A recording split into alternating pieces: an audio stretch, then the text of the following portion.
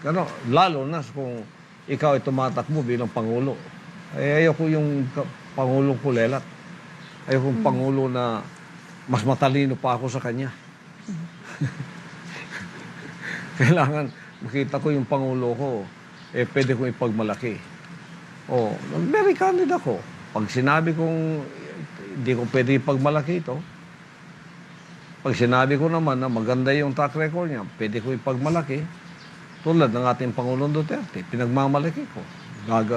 Para nga sa akin, hero siya eh. Heroic ang lahat ng ginawa niya. Oh, ganun ako. Wala akong bias sa mga bagay na. Ang gusto ko lang, tulad sa bansang Korean, ang gusto ko dito, excellence. Kasi Panginoong Ama ating pinaglilingkuran.